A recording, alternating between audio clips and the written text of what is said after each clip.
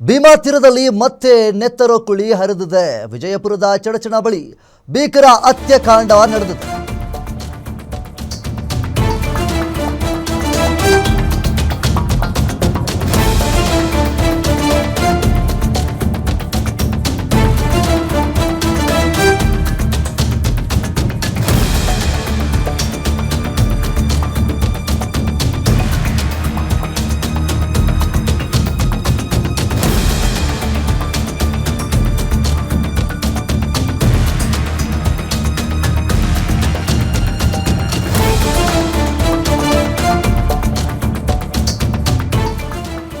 ಭೀಮಾ ತೀರದಲ್ಲಿ ಮತ್ತೆ ನೆತ್ತರೋ ಕುಳಿ ಹರಿದಿದೆ. ವಿಜಯಪುರದ ಚಡಚಣ ಬಳಿ ಭೀಕರ ಹತ್ಯಾಕಾಂಡ ಈಗ ಮತ್ತೆ ಶುರುವಾಗಿದೆ. ಒಂದೇ ಕುಟುಂಬದ 6 ಜನರನ್ನ ಗುಂಡಿಕ್ಕಿ ಕೊಚ್ಚಿ ಕೊಲೆ ಮಾಡಿದ್ದಾರೆ ಎನ್ನಲಾಗ್ತಾ ಇದೆ. ಜಮೀನು ವಿಚಾರಕ್ಕೆ ನಡೆದ ಘರ್ಷಣೆಯಲ್ಲಿ ಹತ್ಯಾಕಾಂಡ ನಡೆದಿದೆ. ಚಡಚಣ ತಾಲೂಕಿನ ಗೋವಿಂದಪುರ ಗ್ರಾಮದಲ್ಲಿ ನಡೆದಿರುವಂತಹ ಘಟನೆ ಇದು. ನಿರಾಳೆ ಮತ್ತು ಗೋಳಕಿ ಕುಟುಂಬದವರ ನಡುವೆ ನಡೆದಿದ್ದಂತಹ ಘರ್ಷಣೆ ಇದು. ಘರ್ಷಣೆಯಲ್ಲಿ ಈಗಾಗಲೇ ನಿರಾಳೆ ಕುಟುಂಬದ 6 ಜನರು ಭೀಕರವಾಗಿ ಹತ್ಯೆಯಾಗಿದೆ. ಜಮೀನು ವಿಚಾರಕ್ಕೆ ಸಂಬಂಧಪಟ್ಟ ಹಾಗೆ ನಡೆದಂತಹ ಜಗಳದಲ್ಲಿ ಒಂದು ಕಡೆ ನಿರಾಳೆ ಅನ್ನುವಂತಹ ಕುಟುಂಬಸ್ಥರು, ಆ ಒಂದು ಮನೆತನಕ್ಕೆ ಸೇರಿದಂಥವರು, ಇನ್ನೊಂದು ಗೋಳಗಿ ಕುಟುಂಬದವರು, ಇವರಿಬ್ಬರ 2 ಕುಟುಂಬಗಳ ಮಧ್ಯೆ ನಡೆದಂತಹ ಒಂದು ಜಗಳದಲ್ಲಿ ಈಗ ನಿರಾಳೆ ಕುಟುಂಬದ 6 ಜನರು ಇಲ್ಲಿ ಸಾವನ್ನಪ್ಪಿದ್ದಾರೆ. ಜಮೀನು ವಿಚಾರಕ್ಕೆ ಸಂಬಂಧಪಟ್ಟ ಹಾಗೆ ಭೀಮಾ ತೀರದಲ್ಲಿ ನಡೆದಿರುವಂತಹ ಘಟನೆ ಇದು. ವಿಜಯಪುರದ ಚಡಚಣದಲ್ಲಿ ನಡೆದಿರುವಂತಹ ಘಟನೆ. ಜಮೀನು ವಿಚಾರಕ್ಕೆ ಈ ರೀತಿಯಾಗಿ 6 ಜನರನ್ನ ಹತ್ಯೆ ಮಾಡಿದ್ದಾರೆ. 2 ಕುಟುಂಬಗಳ ಮಧ್ಯೆ ಆಗಾಗ ಜಗಳ ಶುರುವಾಗ್ತಾ ಇತ್ತು. ಜಮೀನು ವಿಚಾರವಾಗಿ ಸಾಕಷ್ಟು ವಿವಾದಗಳು ಉಂಟಾಗ್ತಾ ಇತ್ತು.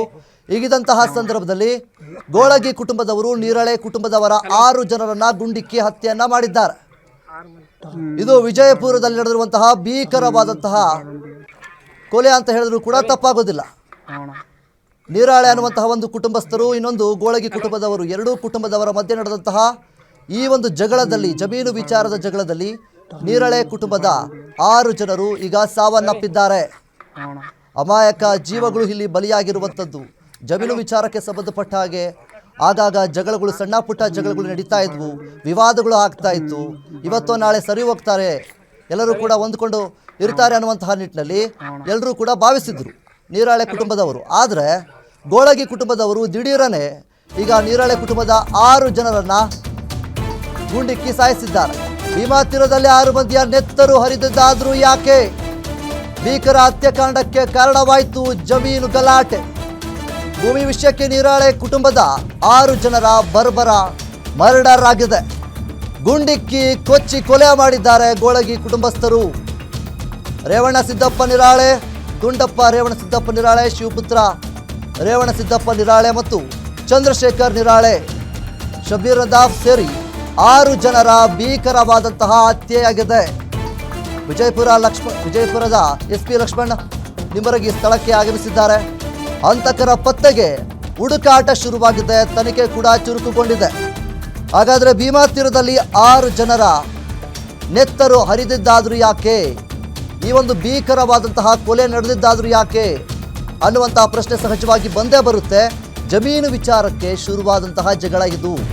ಇಷ್ಟು ದಿನಗಳ ಕಾಲ ಬಾಯಿ ಮಾತಿನಲ್ಲಿ ವಿವಾದಗಳು ಸೃಷ್ಟಿಯಾಗ್ತಾ ಇದ್ವು. ಆಗಾಗ ಸಣ್ಣ ಪುಟ್ಟ ಜಗಳಗಳು ಕೂಡ ನಡೀತಾ ಇದ್ವು. ಆದರೆ ಈಗ ನಿರಾಳೆ ಎನ್ನುವ ಕುಟುಂಬಸ್ಥರ 6 ಜನರ ನೆತ್ತರು ಹರಿದಿದೆ.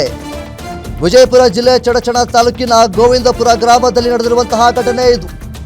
ರೇವಣ್ಣ ಸಿದ್ದಪ್ಪ ನಿರಾಳೆ ಮತ್ತು ದುಂಡಪ್ಪ ರೇವಣ್ಣ ಸಿದ್ದಪ್ಪ ನಿರಾಳೆ, ಹಾಗೆ ಶಿವಪುತ್ರ ನಿರಾಳೆ, ಚಂದ್ರಶೇಖರ್ ನಿರಾಳೆ, ಶಬೀರ್ ನದಾಫ್ ಸೇರಿದಂತೆ 6 ಜನರನ್ನ ಬರ್ಬರವಾಗಿ ಕೊಲೆ ಮಾಡಲಾಗಿದೆ. ಇದು ವಿಜಯಪುರದ ಚಡಚಣದಲ್ಲಿ ನಡೆದಿರುವಂತಹ ಘಟನೆ. ಆಸ್ತಿ ವಿಚಾರವಾಗಿ, ಜಮೀನು ವಿಚಾರವಾಗಿ ಈ ರೀತಿಯಾಗಿ ವಾಗ್ವಾದಗಳು ನಡೆದು ಒಬ್ಬರ ಮಧ್ಯೆ ಮುನಿಸು ಜಗಳ ಎಲ್ಲವೂ ಕೂಡ ಶುರುವಾಗಿ ಈ ಹಂತಕ್ಕೆ ಬಂದು ತಲುಪಿದೆ. ಈಗ ಭೀಮಾ ತೀರದಲ್ಲಿ ಈ ರೀತಿಯಾದಂತಹ ಮಾನವೀಯತೆ ಇಲ್ಲದ ರೀತಿಯಲ್ಲಿ ಒಂದು ಕೃತ್ಯ ಎಸಗಿದ್ದಾರೆ. ದೊಡ್ಡ ಮಟ್ಟದ ರೀತಿಯಲ್ಲಿ 6 ಜನರನ್ನು ಗುಂಡಿಕ್ಕಿ ಮತ್ತು ಕೊಚ್ಚಿ ಕೊಲೆ ಮಾಡಿದ್ದಾರೆ. ಇಂತಹ ಅಮಾನವೀಯತೆಯನ್ನು ಮೆರೀತಾ ಇದ್ದಾರೆ. ಸೊ ಈ ರೀತಿಯಾಗಿ ಆಸ್ತಿ ವಿಚಾರಕ್ಕೆ ಇತ್ತೀಚಿನ ದಿನಗಳಲ್ಲಂತೂ ಕೂಡ ಈ ರೀತಿಯ ಕೇಸ್ಗಳು ಕೂಡ ಹೆಚ್ಚಾಗ್ತಾ ಇದೆ. ಹಾಗಾದರೆ ಭೀಮಾ ತೀರದಲ್ಲಿ ಈ ಹಿಂದೆ ಕೂಡ ಇದೇ ರೀತಿಯಾಗಿ ನೆತ್ತರು ಹರಿತಾ ಇದ್ವು ಅನ್ನುವಂತಹ ಮಾತುಗಳು ಕೂಡ ಕೇಳಿಬಂದಿತ್ತು. ಸೊ ಈಗ ನೀರಳೆ ಎನ್ನುವಂತಹ ಕುಟುಂಬದವರ 6 ಜನರ ನೆತ್ತರು ಹರಿದಿರುವಂಥದ್ದು ಒಂದು ಕಡೆ ಪ್ರಶ್ನೆ ಆಗ್ತಾ ಇದೆ. ಯಾಕೆ ಗೋಳಗಿ ಕುಟುಂಬದವರು ಈ ಒಂದು ಜಮೀನು ವಿಚಾರಕ್ಕೆ ಮಾಡಿದ್ರು ಅಥವಾ ಬೇರೆ ವಿಚಾರಕ್ಕೆ ಮಾಡಿದ್ರು ಅನ್ನುವಂಥದ್ದು ಕೂಡ ಒಂದು ಕಡೆ ಪ್ರಶ್ನೆ ಆಗಿದೆ. ಅದರ ಜೊತೆಗೆ ಪೊಲೀಸರು ಈಗಾಗಲೇ ಸ್ಥಳಕ್ಕೆ ಎಂಟ್ರಿ ಕೊಟ್ಟು ಪರಿಶೀಲನೆಯನ್ನು ಮಾಡ್ತಾ ಇದ್ದಾರೆ, ಕಾರ್ಯವನ್ನು ಚುರುಕುಗೊಳಿಸಿದ್ದಾರೆ. ಏನೆಲ್ಲ ತನಿಖೆ ಮಾಡಬೇಕು ಎಲ್ಲದಕ್ಕೂ ಕೂಡ ಮುಂದಾಗಿದ್ದಾರೆ. ಏನೆಲ್ಲ ರೂಲ್ಸ್ಗಳನ್ನು ಪಾಲಿಸಿಕೊಂಡು ಏನೆಲ್ಲ ಮಾಡಬೇಕು, ಯಾವ ರೀತಿ ತನಿಖೆ ಮಾಡಬೇಕು, ಎಲ್ಲ ರೀತಿಯಲ್ಲಿ ಪೊಲೀಸರು ಮುಂದಾಗಿದ್ದಾರೆ.